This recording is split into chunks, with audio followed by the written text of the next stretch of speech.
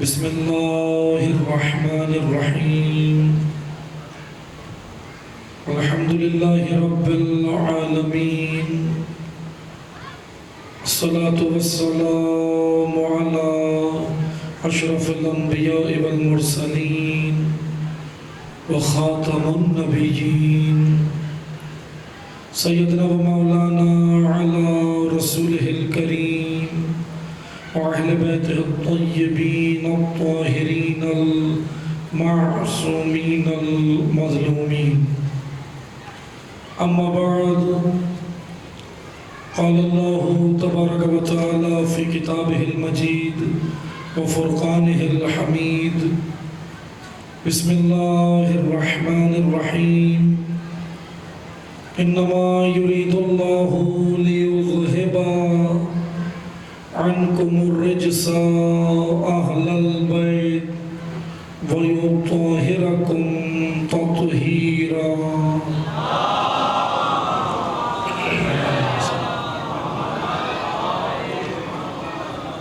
أما بعد قال الله تبارك وتعالى في كتابه المجيد وفرقانه الحميد بسم الله الرحمن الرحيم فأقم وجهك للدين حنيفا فطرة الله التي فطر الناس عليها لا تبديل لخلق الله ذلك الدين القيم ولكن أكثر الناس لا يعلمون صدق الله العلي العظيم درود پڑھیے محمد و آل محمد.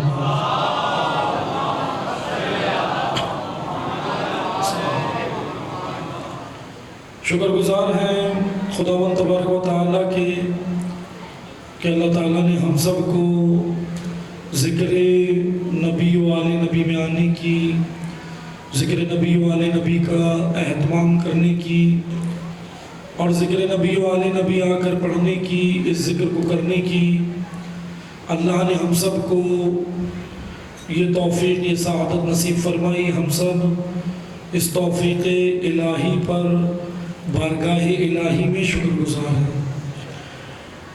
عشرہ اربعین کی 9ویں مجلس جس کا عنوان اسلام دین کامل ولایت قلعہ اسلام، اس موضوع پہ گفتگو ہماری جاری ہے اور الحمدللہ آج اس کی 9ویں مجلس ہے. گزشتہ مجالس سے متمسک ہونے کے لیے میں چند چیزیں عرض کر کے اپنے موضوع کو انشاءاللہ آگے بڑھائیں گے. خداوند تبارک و تعالیٰ نے دین اسلام ایک واضح، روشن، کامل اور جامع دین نازل فرمائے اور ایک ایسا دین کہ جو دنیا پر غلبے کے لیے آیا ہے. دین اسلام کے بارے میں اللہ کا فرمان ہے کہ یہ دین غالب ہے. لِيُظْهِرَهُ عَلَى الدِّينِ كُلِّ وَلَوْ كَرِهَ الْمُشْرِكُونَ کہ یہ ایک ایسا دین ہے جو دنیا پر حکومت کے لیے آیا، دنیا پر غلبے کے لیے آیا. اور دین اسلام اپنے اندر کمال رکھتا ہے، جامعیت رکھتا ہے اور یہی وہ دین ہے جو آج بشر کو نجات دے سکتا ہے. یہی وہ راستہ ہے، یہی وہ طریق ہے. اور جیسا کہ میں نے عرض کیا گزشتہ مجالس میں کہ دین اسلام کہاں محفوظ ہوتا ہے؟ اس قلعے کا نام ولایت ہے. ولایت کی میں نے وضاحت کی ہے مجالس میں گزشتہ. میں مختصر سی آپ کی خدمت میں مزید وضاحت کر کے آگے بڑھوں گا کہ عزیزان محترم، ولایت جب ہم قرآنی آیات و معصومین کی روشنی، احادیث کی روشنی میں دیکھتے ہیں تو ولایت ایک مکمل نظام زندگی ہے بشر کے لیے. اور اس ولایت کے قلعے میں انسان نے داخل ہونا ہے کیونکہ اس کی نجات ہی وہیں پر ہے. اور دین اسلام کے بارے میں ایک اور صفت دین اسلام کی میں آج بیان کروں گا تاکہ مزید وضاحت ہو کہ دین اسلام امن و سلامتی اور تسلیم ہونے والا دین، سرنڈر ہونے کا نام ہے۔ یعنی اسلام، یہ جو لفظ اسلام ہے، اسلام لفظ ہے ہی تسلیم سے۔ توجہ سنیے گا تاکہ مطالبہ آسان ہو جائے۔ تسلیم سے ہے، تسلیم کہتے ہیں سرنڈر ہونا، جھک جانا، مان لینا، قبول کرنا، ایکسیپٹ کرنا، اس کو کہتے ہیں تسلیم۔ اور اسی لفظ تسلیم سے، اسی سے لفظ سجدہ بھی ہے۔ سجدہ، یہ جو آپ نماز پنجگانہ میں کرتے ہیں، پیشانی کو اپنی خاک پہ رکھتے ہیں، یہ سجدہ۔ سجدہ یعنی ایکسیپٹ۔ سجدے کا معنی کیا ہے؟ سجدہ یعنی میں سرنڈر ہو گیا، سجدہ یعنی میں نے قبول کر لیا۔ کس کو قبول کر لیا؟ جس کو سجدہ کر رہا ہوں، جس کے لیے سجدہ۔ سجدہ اس کو کہتے ہیں۔ لیکن توجہ سنیں، میں یہاں مزید وضاحت کروں گا سجدے کی، تاکہ ہمیں ولایت بھی سمجھ آئے اور دین اسلام کی جامعیت بھی سمجھ آئے۔ سجدہ کہتے ہیں تسلیم ہونا، سرنڈر ہونا، مان لینا، اس کو کہتے ہیں سجدہ۔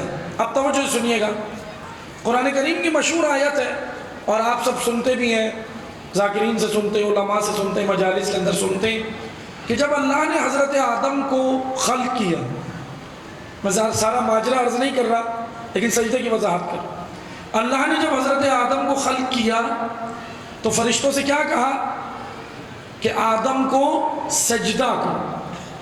توجہ سنیے گا تاکہ سجدے کی وضاحت ہو جائے کہ کون سا سجدہ تھا، کیا سجدہ تھا، سجدے کا معنی کیا تھا، کہ آدم کو سجدہ کرو۔ اب توجہ سنیں، سجدے سے مراد کیا تھی؟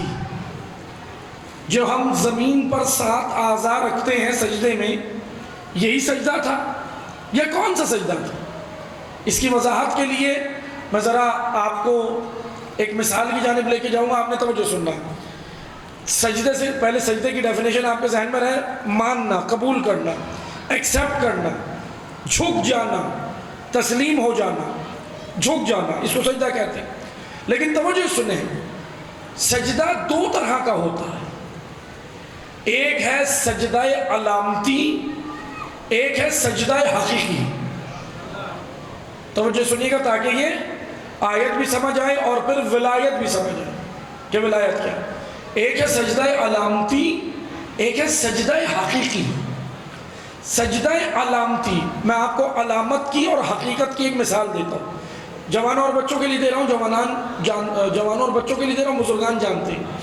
علامت اور حقیقت، 2 لفظ اپنے ذہن میں رکھیں، ایک ہے علامت، ایک ہے حقیقت۔ علامت خود مقصد نہیں ہوتی، علامت مقصد تک لے جانے کا ذریعہ ہوتی۔ توجہ سنیے گا، علامت خود مقصد نہیں ہے، مقصد تک پہنچانے کا ذریعہ، وسیلہ، راستہ، رابطہ۔ علامت کو انگلش زبان میں کیا کہتے ہیں؟ ایرو بھی کہتے ہیں نا، بھائی یہ ایرو ہے، یہ ایرو بنا ہوا ہے، آپ اس کو کیا کہتے ہیں؟ علامت، فلاں ایرو بنا ہوا ہے، یہ ایرو کہاں جا رہا ہے؟ ایرو کیا ہوتا ہے؟ خود کوئی مقصد ہے نہیں، ایرو آپ کو بتا رہا ہے کہ یہ راستہ ادھر جاتا ہے، ایرو آپ کی ہیلپ کرتا ہے، مدد کرتا ہے، لیکن خود کوئی مقصد نہیں ہوتی وہ علامت۔ اب توجہ سنیں، میں آپ کو مثال دیتا ہوں۔ مثلا فرض کریں آپ نے یہاں سے، اس علاقے سے، ایف بی ایریا سے، مثلا فرض کریں آپ نے یہاں سے جانا ہے کراچی کے کسی اور علاقے میں، فرض کریں آپ نے یہاں سے صدر جانا ہے، صدر کے علاقے میں جانا ہے۔ اب آپ چلے گاڑی کے اندر بیٹھے اور شاہراہ پاکستان کے اوپر چڑھ گئے، شاہراہ پاکستان پہ جیسے چڑھے، اب آپ جانے لگے تو آپ دیکھتے ہیں راستے میں بورڈز لگے ہوتے ہیں نا، وہ ایرو ہے، وہ علامت ہے۔ وہ علامتیں کیا بتا رہی ہیں؟ اب ایک چوک پر آپ پہنچے، ایک چوراہے پہ آپ پہنچے، شاہراہ پاکستان پہ سفر کرتے ہو تو آپ کو پتہ چلا کہ وہاں ایرو بنے ہوئے ہیں، علامتیں لگی ہوئی ہیں، اور وہ علامت ہے اور وہ ایرو بنا ہوا ہے اور اس پہ لکھا ہوا ہے صدر، اور علامت کہہ رہی ہے جانا اس طرف ہے۔ لیکن آپ ایک کام کریں، اس علامت کے نیچے کھڑے ہو جائیں اور خوش ہوں کہ میں صدر پہنچ گیا. توجہ سنیے گا. اور خوش ہوں کہ بھائی میں تو صدر میں کھڑا. صدر جانا آپ کا ہدف ہے، منزل ہے، مقصد ہے. لیکن یہاں سے آپ نکلے، ایف بی ایریا سے، انچولی سے آپ نکلے اور آپ نے صدر جانا ہے. لیکن جیسے ہی آپ لالو کھیت پہ پہنچے تو وہاں علامت تھی صدر کی. وہ علاقہ لالو کھیت کا ہے، علامت ہے، لیکن آپ اس علامت کے نیچے کھڑے ہو کے خوش ہوں، لوگوں کو مٹھائیاں بانٹیں، خوش ہو جائیں کہ میں صدر پہنچ گیا. تو آنے جانے والے آپ کہیں کہ بھائی میں صدر میں ہوں، تو لوگ کیا کہیں گے کہ نہیں، ابھی آپ صدر نہیں پہنچے، صدر کی علامت تک پہنچے، علامت تک پہنچے، ابھی حقیقت تک نہیں پہنچے. ابھی آپ کو مزید سفر اور کرنا ہے. توجہ سے سنیے گا، علامت اور حقیقت. اب توجہ سے سنیں، یہ مثال تھی، مطلب کی جانب آنا ہے. مثال آپ ذہن سے نکالیں. علامت تک جو پہنچا وہ خوش نہ ہو، ابھی حقیقت تک کا سفر باقی ہے.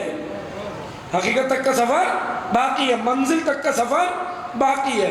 بس توجہ سے سنیں. اب آئیں مطلب کی جانب. یہ جو 5 وقت نماز میں ہمیں سجدہ کرایا جا رہا ہے، پیشانی جو خاک پہ رکھتے ہیں، یہ علامتی سجدہ ہے.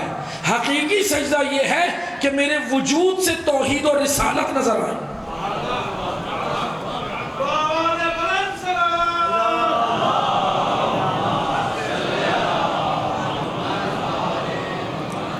ابھی میں علامت تک آیا ہوں. 5 وقت نماز پڑھنے کے بعد یہ جو میں سجدہ پیشانی خاک پہ رکھتا ہوں نا، اس کا مطلب یہ ہے کہ میں اللہ کو مانتا ہوں، اسی کے سامنے جھکا ہوں، بس میں اسے تسلیم کرتا ہوں. لیکن جب میں اللہ کے بنائے ہوئے قانون کو اپنے وجود پہ نافذ کروں گا، اپنے گھر میں نافذ کروں گا، اپنے بچوں میں نافذ کروں گا، اپنے محلے میں نافذ کروں گا، اپنے ملک میں نافذ کروں گا، تو میں نے سجدہ علامتی سے سجدہ حقیقی کا سفر کیا.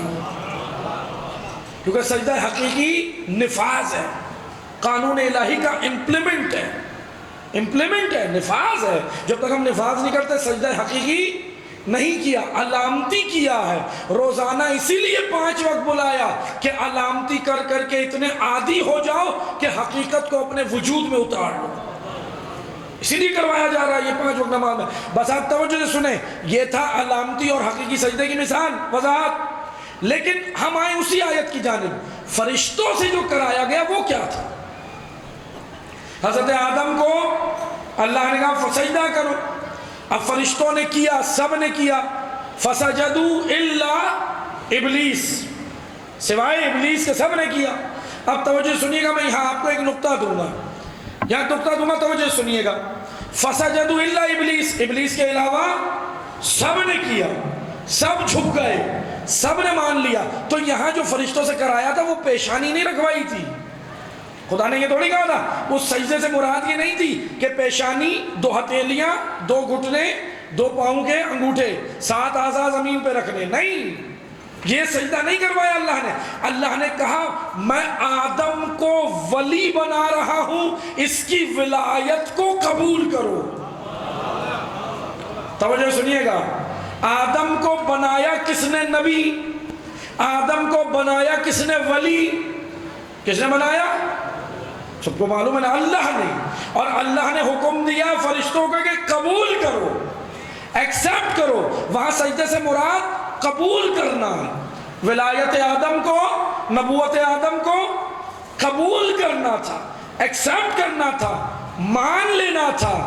لیکن فرشتوں نے تو کر لیا، ابلیس نے نہیں مانی. کیوں نہیں مانی؟ کیونکہ ابلیس یہ تو دیکھ رہا تھا ہے کون، یہ نہیں دیکھ رہا تھا کس کی جانب سے. ابلیس کا مسئلہ یہی تو تھا نا. شیطان کا مسئلہ کیا تھا؟ کہ وہ یہ تو دیکھ رہا ہے کہ یہ آدم ہے، یہ نہیں دیکھ رہا ہے کس کی جانب سے. اب عزیزان محترم توجہ سنیے گا، میں آپ کو لے کر آ رہا ہوں ولایت تک. توجہ سنیں. یہاں تک بات ذہن نشین ہو گئی کہ سجدے سے مراد کیا تھی؟ قبول کرنا، نبوت آدم کو قبول کرنا، ولایت آدم کو قبول کرنا. اللہ نے حضرت آدم کو لوگوں کا کیا بنایا؟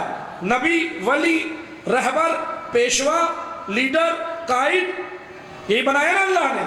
اور کہا کہ قبول کر لو، کیونکہ اللہ بنا رہا. اور اگر ہم دقیق نگاہ سے دیکھیں تو یہ سجدہ آدم کو نہیں، اصل میں اللہ ہی کو تھا، کیونکہ اس کے حکم کو ایکسیپٹ کرنا تھا، اللہ کے حکم کو قبول کرنا تھا۔ اب عزیزان محترم توجہ سے سنیں، اس آیت سے ایک بات تو طے ہو گئی کہ اللہ جب کسی کو ولی بنائے قبول کرو، اللہ جب آدم کو ولی بنائے قبول کرو، انکار کرنے والا ابلیس بن جائے گا۔ انکار کرنے والا ایک ہی تھا، انکار کرنے والا وہ ابلیس بن گیا۔ اللہ جب نوح کو نبی بنائے قبول کرو، انکار کرنے والا ابلیس بنتا ہے۔ اللہ جب ابراہیم کو نبی بنائے قبول کرو، انکار کرنے والا ابلیس بنتا ہے۔ اللہ جب یوسف کو، اللہ جب یعقوب کو، اللہ جب حضرت موسیٰ کو، اللہ جب عیسیٰ کو نبی بنائے، ولی بنائے، قبول کرو، انکار کرنے والا ابلیس بن جاتا ہے۔ اللہ جب رسول اللہ کو نبی بنائے، ولی بنائے، قبول کرو، انکار کرنے والا ابلیس بنتا ہے۔ اور اگر غدیر میں اللہ کا نبی اللہ کے حکم سے علی کو ولی بنائے، قبول کرو، انکار کرنے والا ابلیس بن جائے۔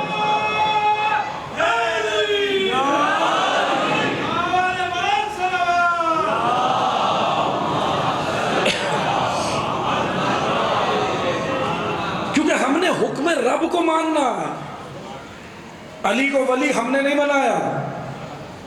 مولا علی کو ولایت کس نے دی ہے؟ عوام نے دی ہے، ہم نے دی ہے نہیں، اللہ نے دی ہے۔ اس لیے تو کہا گیا قبول کرو۔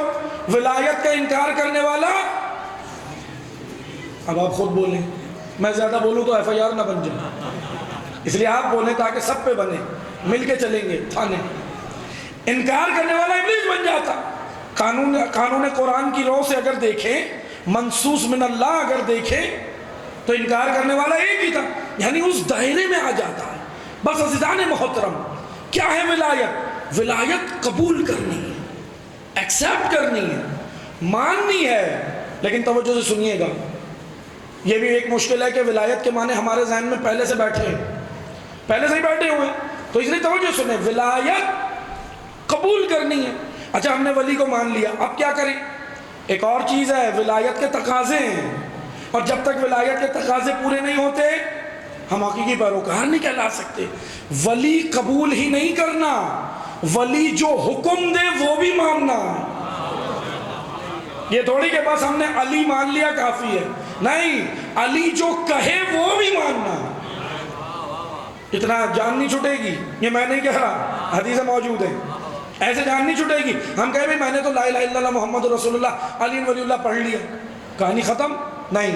اگر علی ولی اللہ نہیں پڑھتے تو حساب کم تھا، علی ولی اللہ کے بعد تو حساب بڑھ جائے گا۔ کیوں؟ کیونکہ امام علی کو مانا ہے۔ اب جب امام اتنا اعلیٰ ہے تو اپنے آپ کو بھی اس کے معیار کے مطابق بناؤ۔ اب اگر ایسے ویسے امام ہوتے جو ہیں آج کل ادھر ادھر جو ہیں، اگر تم کسی اور کو امام بنا دے تو چلو مسئلہ نہیں تھا، اسی کے ساتھ ہی شمار ہو جاتا، لیکن تم نے علی کو امام مانا تو معیار علی سمجھو۔ ولایت کے تقاضے ہیں، کیا ہے ولایت کا تقاضا؟ ولایت کا تقاضا ہے قبول کرنا، مان لینا، اور مان لینے والے کو مطیع کہتے ہیں، اطاعت۔ کیونکہ ولایت ہم سے ایک ہی تقاضا کرتی ہے، بس کیا کہہ رہے ہیں مولا، کیا مانگ رہے ہیں امام؟ اطاعت، کہ میری پیروی، میرے پیچھے چلو، پیچھے۔ کیونکہ مولا نے نہج البلاغہ میں کیا کہا؟ اب توجہ سنیے گا، جیسے بعض مقامات پہ ہم کیا کرتے ہیں، ہم کہتے ہیں اچھا مولا نے تو کہا ہے لیکن ذرا میرے دل نے یہ چاہا۔ نہیں، دین ہے یہ عزاداروں، مذاق نہیں ہے، یہ وہ دین ہے جس کو حسین نے بچایا ہے، قربانی دے کے بچایا نا، جس امام کے آپ عزاداری کرنے آئے ہو، تو دین کا مذاق نہیں، دین ہے یہ، یہاں ماننا ہے امام کے حکم کو، اطاعت کرنی ہے اور ان کے پیچھے چلنا ہے۔ اسی لیے نہج البلاغہ میں مولا نے کیا کہا؟ امام نے کہا میرے بارے میں 2 لوگ ہلاک ہو جائیں گے۔ مولا علی خود امام نے کہا، امام کہنے لگے میرے بارے میں 2 لوگ ہلاک ہو جائیں گے۔ کہا کہ کون ہلاک ہو جائیں گے؟ کہنے لگے ایک غالی، ایک قالی۔ توجہ سنیں، غالی کون ہے؟ آج کل یہ بڑی اصطلاحات ہیں نا، تو اس کا ذرا معنی بھی سنیں۔ غالی وہ ہے جو غلو کرتا ہے، جو علی کو اللہ کہے، جو علی کو رب کہے، جو علی کو اللہ کی جگہ پر یعنی کہ اللہ کہے، رب کہے، اس کو کہتے ہیں غالی. اصطلاح میں اس کو کیا کہتے ہیں؟ غالی، غلو کرنے والا. اور قالی کسے کہتے ہیں؟ امام نے کہا دو لوگ ہلاک ہوں گے میرے بارے میں، ایک غالی ایک قالی. قالی کون ہے؟ قالی وہ ہے جو امام کے فضائل کو نہیں مانے، کم کر دے، گھٹا دے، گرا دے، امیر المومنین کی شخصیت کو وہاں لے آئے جہاں ان کا مقام نہیں. اس کو کہتے ہیں قالی. اس کو ناسبی بھی کہتے ہیں. ناسبی، ناسبی کا معنی کیا ہے؟ ناسبی بھی ایک اصطلاح. ناسبی اسے کہتے ہیں جو اہل بیت کے فضائل کا منکر ہے، اس کو کہتے ہیں ناسبی. بس توجہ سنیں، اب توجہ سنیے گا، کیونکہ آج کل ایک سب سے بڑا کام کیا ہو رہا ہے، توجہ سنیے گا. آپ نے سب نے سنا ہوگا، چور دیکھیں آپ نے مارکیٹ میں، چور دیکھیں نا، چوریاں ہوتی ہیں، کوئی کسی کا مال چورا لیتا ہے، کوئی موبائل چورا لیتا ہے، کوئی کچھ چورا لیتا ہے. لیکن آج کل سب سے بڑا چور جانتے کون ہے؟ وہ ہے جو فضائل علی چراتا. اور ہو رہا ہے چوری کرنے کی کوشش ہو رہی ہے، چرا کے ادھر لگانا ادھر لگانا ادھر لگانا. لیکن بڑا عجیب کام ہے یہ، کر رہے ہیں کوشش لیکن فٹ نہیں آ رہے. ویسا ہے نا، فٹ آ رہے ہیں. چلے میں آپ کو مثال دیتا ہوں، توجہ سنیے گا. یہ چھوٹا بچہ یہاں بیٹھا ہے، یہ چھوٹا بچہ بیٹھا ہے، اس کو آپ 6 فٹ کے آدمی کی قمیض پہنا دیں. 6 فٹ کا آدمی اس کی قمیض پہنا دے چھوٹے بچے کو، اب کیسا لگے گا بچہ؟ خوبصورت لگے گا، جچے گی قمیض. کیا کہیں گے آپ؟ ہنسیں گے، سب مذاق بنائیں گے کہ بھائی ایک تو ہنسیں گے، اس کے بعد ہنستے ہنستے ایک جملہ کہیں گے، بالکل کارٹون لگ رہے ہو. یہ کہیں گے نا کہ بالکل کارٹون لگ رہے ہو، تم پہ یہ جچ نہیں رہی. عزیزان محترم، یہ مثال تھی مطلب کی جانب آئے. علی کے فضائل کی قمیض اتار کر کہیں بھی پہناؤ جچے گی نہیں، کارٹون نظر آئے گا.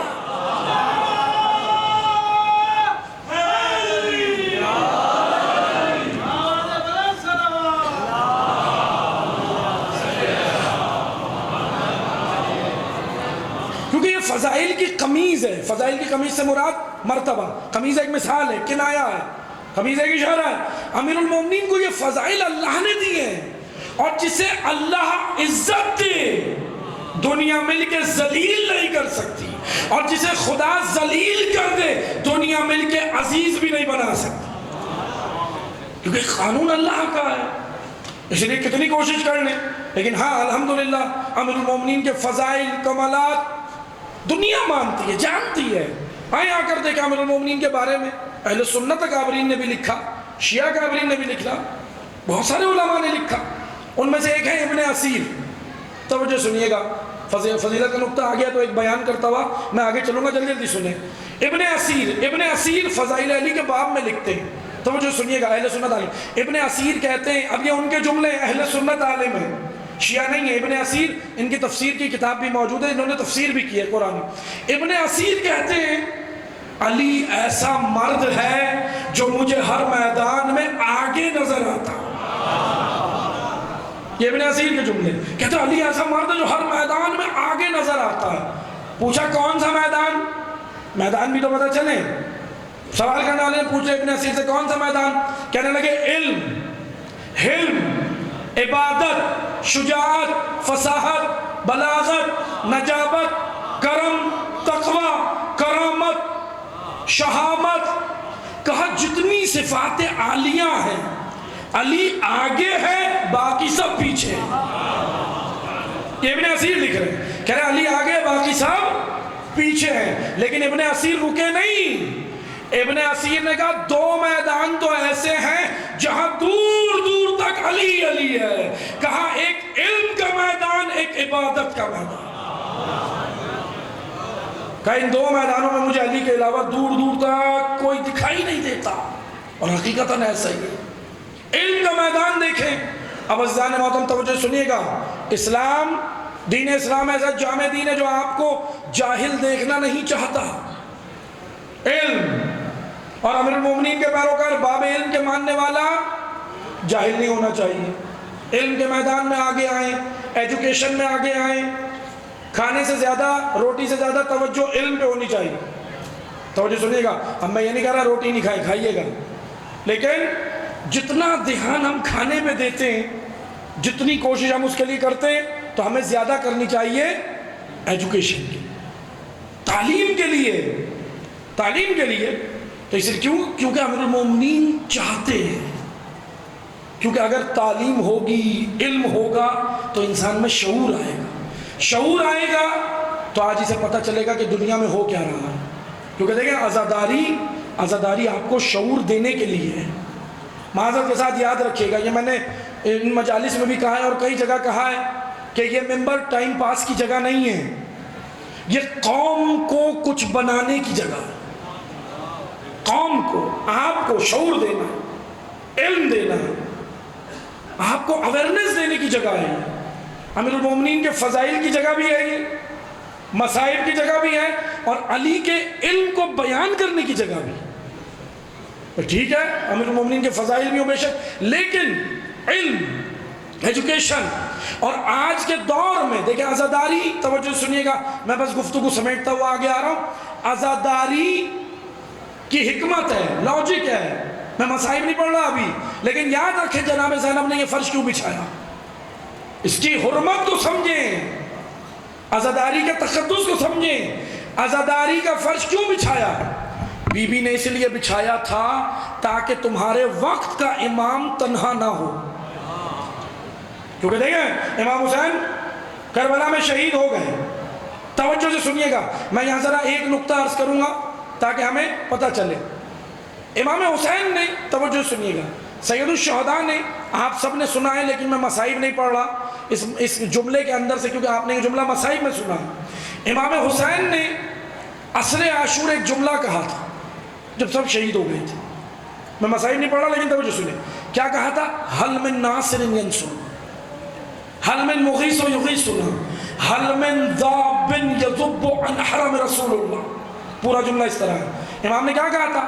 ہے کوئی جو میری مدد کرے، ہے کوئی جو میرے استغاثے پہ لبیک کہے، اور ہے کوئی جو حرمت رسول کا دفاع کرے.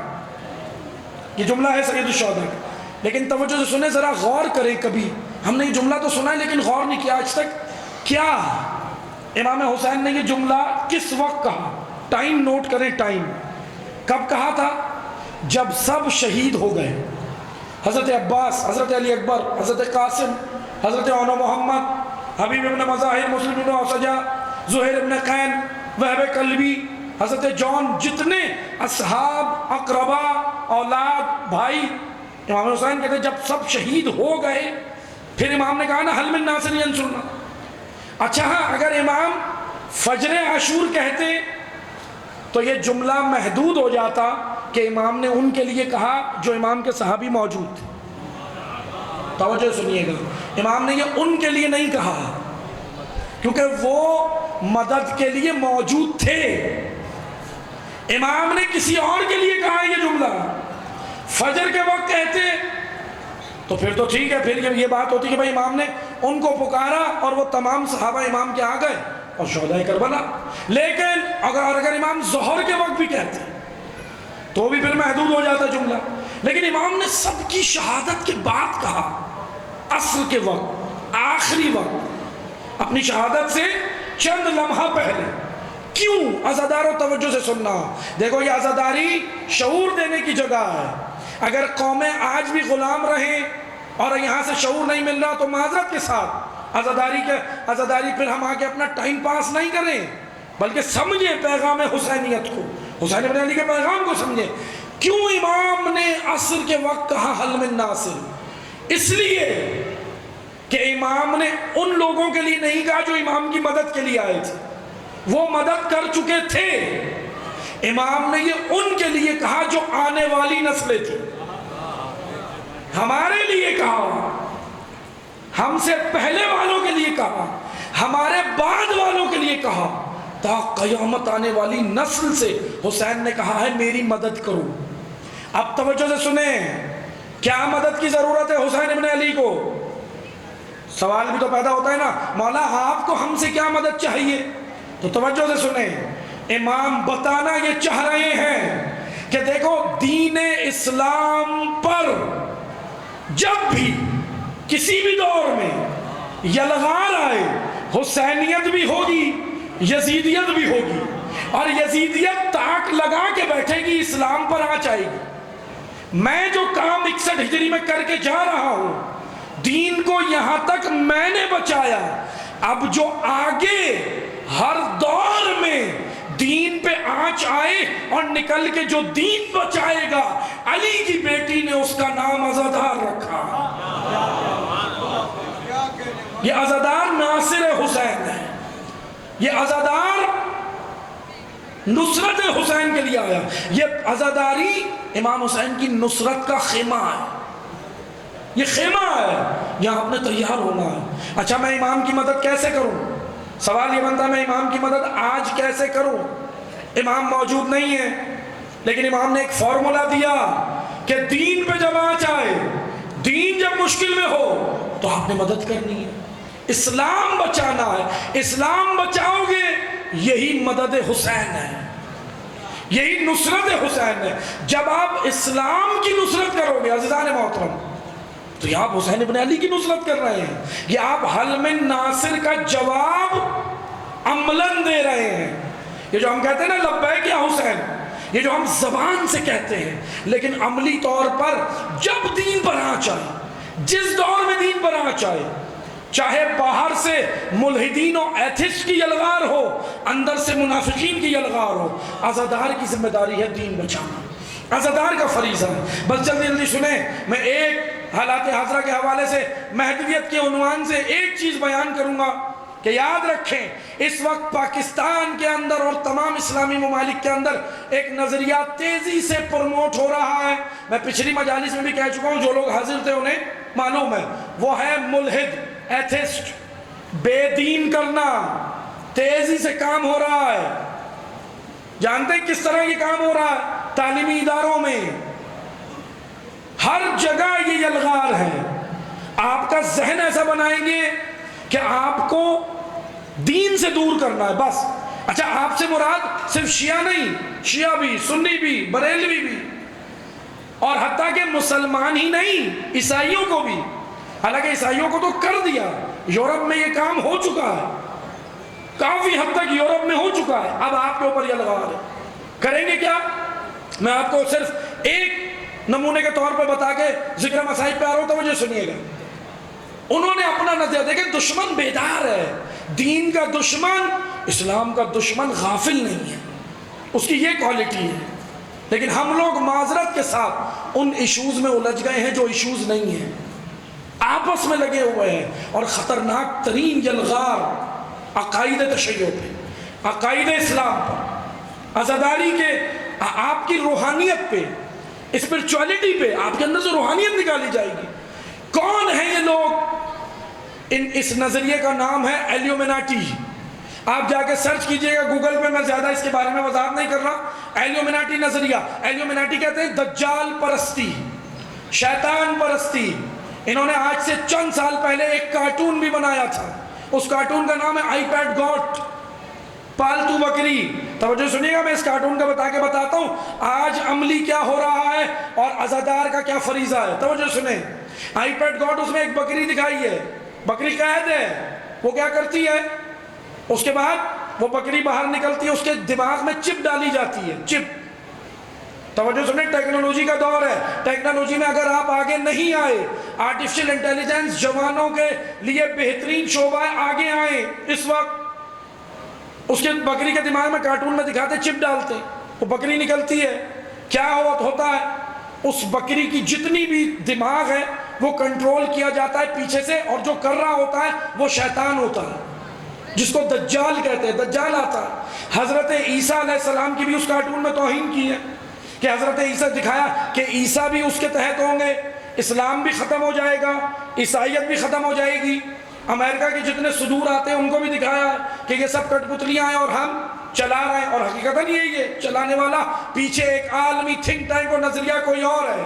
توجہ سے سنیں، اب یہ جو توجہ سنیں، میں آپ جا کے وہ کارٹون دیکھ سکتے ہیں، آئی پیڈ گاٹ اس کا نام ہے، لکھ لیں، وہ جو بکری دکھائی ہے وہ انسان ہے، بکری نہیں ہے. وہ اپنا نظریہ دے رہے ہیں کہ ہم دنیا کے اوپر شیطان کا پرچم لہرائیں گے.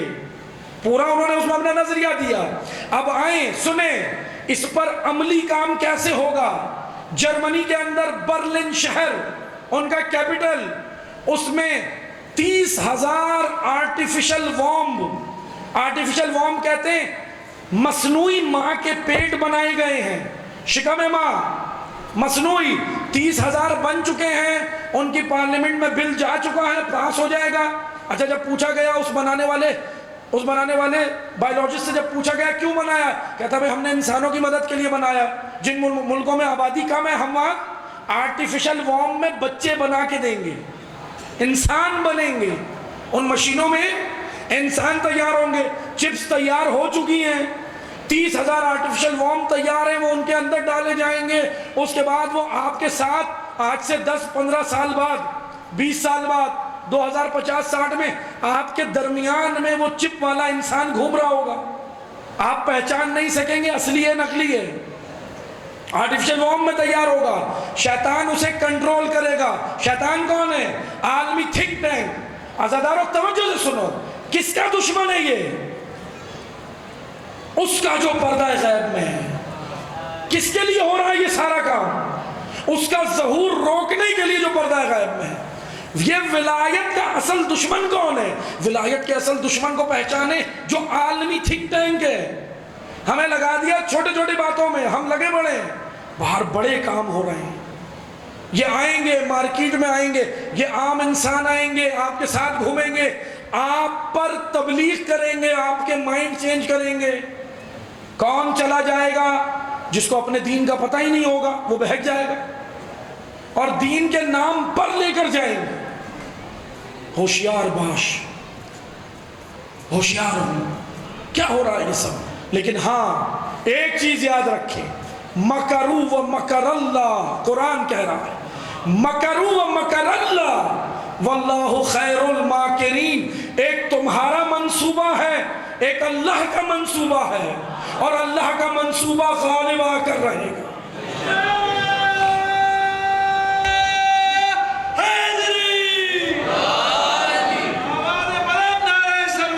اللہم صلی علی محمد و اللہ کا منصوبہ ہے. پوری دنیا پہ پرچم ولایت لہرایا جائے گا. لیکن یاد رکھو وہ جب آئے گا 12واں تو میں اپنے آپ کو پہچانوں میں کہاں کھڑا ہوں گا.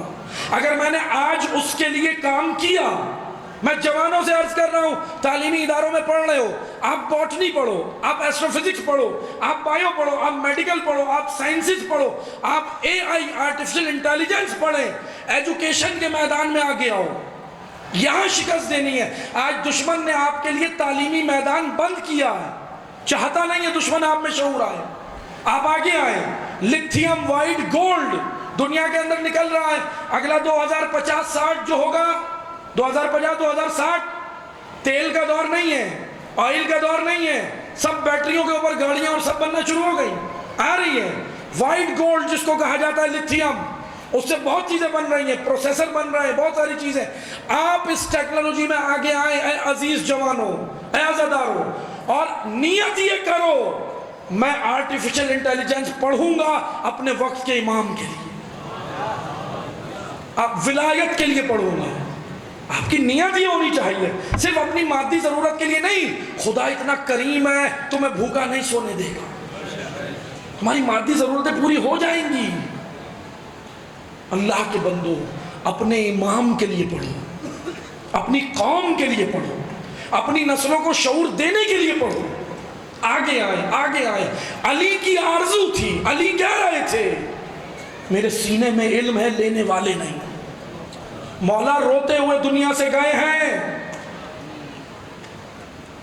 ابن ملجم نے علی کو نہیں رلایا، مرحب نے علی کو نہیں رلایا، انتر نے علی کو نہیں رلایا، عمر ابن عبد وقت عرب کے بڑے بڑے پہلوانوں نے علی کو نہیں رلایا. علی شجاع ہے. علی کی آنکھ میں اگر آنسو آئے تو ایسے چاہنے والے کی وجہ سے آئے جو تعلیم کے میدان میں آگے نہیں آتا تھا. علی کی آنکھ میں آنسو آئے ایسے محبت کے دعویٰ کرنے والے کی وجہ سے آئے جو اطاعت نہیں کرتا تھا، جو مولا کو مانتا تھا، مولا کی نہیں مانتا تھا۔ علی کی آنکھ میں آنسو ان کی وجہ سے آئے. میں نہیں کہہ رہا، نہج البلاغہ پڑھیں، خطبے پڑھیں. مولا کیا کہتے ہیں؟ اپنوں سے کہہ رہے ہیں مولا، غیروں سے نہیں، غیروں سے مخاطب نہیں تھے مولا، اپنوں سے کہہ رہے تھے.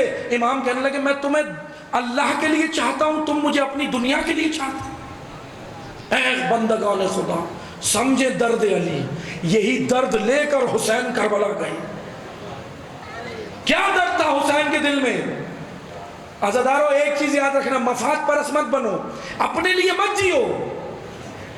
ہم معذرت کے ساتھ ہماری سوچ یہ بنا دی، مادہ پرستی کی سوچ، بس کیسے پورا ہوگا، مال کیسے پورا ہوگا، پیٹ کیسے بھرے گا، مادہ پرستی کی سوچ. کربلا مادہ پرستی کی سوچ نہیں، کربلا مفاد پرست نہیں بناتی، حق پرست بناتی. ہم مفاد پرست بن گئے معذرت کے ساتھ. ہم اگر کوئی بھی کام کرتے ہیں اپنے مفاد میں، بھئی ہمارے لیے یہ ہو، ہمارے لیے ہو، نہیں. امام حسین کس لیے گئے تھے کربلا؟ امت کی اصلاح کے لیے، امت بچانے کے لیے گئے تھے نا، لوگوں کو بچانے کے لیے نا. تباہی کی جانب نہ جائیں، غلط نظاموں کی جانب نہ جائیں، غلط فکر کی جانب نہ جائیں، غلط سوچ کی جانب نہ جائیں. امام اسی لیے تو گئے تھے. تو پھر عزاداری کا مقصد کیا ہے؟ آؤ عزادارو، آپ عہد کرنے آئے ہو. آج کی رات عہد کی رات ہے. کس سے عہد کی رات ہے؟ جس کے ہاتھوں میں رسی بندھی تھی اس بی بی سے عہد کی رات ہے. اللہ اکبر. یاد رکھنا، عہد کرو کہ اے بی بی. کوفہ اور کربلا والوں میں جانتے ہو کیا فرق تھا؟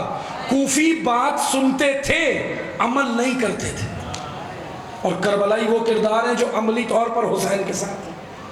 عہد کرو اے عزادارو. یہ فرش عزا علی کی بیٹی سے عہد کے لیے آئے کہ اے نبی کی بیٹی، اے علی کی بیٹی، آپ جو چاہتی ہیں ہم ان میدانوں میں آگے آئیں گے. عملی طور پر لبیک زبان سے بھی کہنا ہے لیکن عملی بھی کہنا. لبیک یا زینب، لبیک یا زینب، لبیک یا زینب. عزاداروں اس طرح نہیں. جتنے الحمدللہ بہت بڑی تعداد میں عزادار باہر بھی ہیں، وہ جہاں تک عزادار میری آواز سن رہے ہیں باہر بھی اور اندر بھی، آپ لوگوں نے لبیک، میں شعار لگاؤں گا آپ نے کہنا ہے، لیکن سنیں اس سے پہلے سنیں. لبیک آپ کس کو کہہ رہے ہیں؟ مجھے کہہ رہے ہیں؟ خطیب کو کہہ رہے ہیں؟ آپ نے لبیک کہنا ہے اس کو جس نے پیاسے گلے سے حلمن کہا تھا. آپ پانی پی کے بیٹھے ہو، وہ خوش گلا تھا، حلمن کہہ رہا تھا. اپنے مولا کو لبیک کہنا. دونوں ہاتھوں کو جتنی حسین سے آپ کے دل میں محبت ہے اس کا اظہار اس شعار میں کرنا، اور جتنی یزید سے نفرت ہے اس کا اظہار اس شعار میں کرنا، اور جتنی طاقت ہے پورے وجود کے ساتھ اس پیاسے گلے کو لبیک کہنا کہ مولا آج بھی کردار حر تیار ہوں گے، آج بھی کردار وحب تیار ہوں گے. پورے وجود کے ساتھ دونوں ہاتھ بلند کر کے لبیک یا حسین، لبیک یا حسین، لبیک یا حسین، لبیک یا حسین، لبیک یا حسین، لبیک یا حسین، لبیک یا حسین، لبیک یا. شب اربعین عزادارو ابھی بھی آواز کم ہے، یقین جانو کم ہے. آپ کے وجود میں اس سے زیادہ طاقت ہے. میری مائیں بہنیں بھی جواب دیں گی جہاں تک آواز جا رہی ہے. آپ تصور کرو کہ آپ شہدائے کربلا امام بارگاہ میں نہیں، حرم حسین میں بیٹھے ہو، حرم حسین میں بیٹھے ہو. آپ ان چولی میں نہیں، کربلا میں بیٹھے ہو، اور انشاءاللہ خدا سب کو لے کر جائے، اس روزے پہ لے کے جائے. عہد کرنا عزادارو، حسین سے عہد ہے کہ اے مولا یہ جتنے نظریات مہدیت کے خلاف قدم اٹھا رہے ہیں ہم اپنے شعور سے انہیں کچلیں گے. مولا سے عہد کرو. آج آپ عہد کرو. زائرین ابو عبداللہ وہاں موجود ہیں، آپ کی نیابت میں بھی زیارتیں ہو رہی ہیں، آپ بھی یہاں عہد کرو ایسے کہ یہ آواز ظاہری طور پہ تو نہیں لیکن روحانی طور پہ کربلا جانی چاہیے، قبر مطہر حسین تک جائے. پورے وجود کے ساتھ آپ نے اس طرح بھی حق ادا نہیں کیا، آپ نے کم آواز میں بولا پورے وجود کے ساتھ لبیک یا حسین، لبیک یا حسین، لبیک یا حسین، لبیک یا حسین، لبیک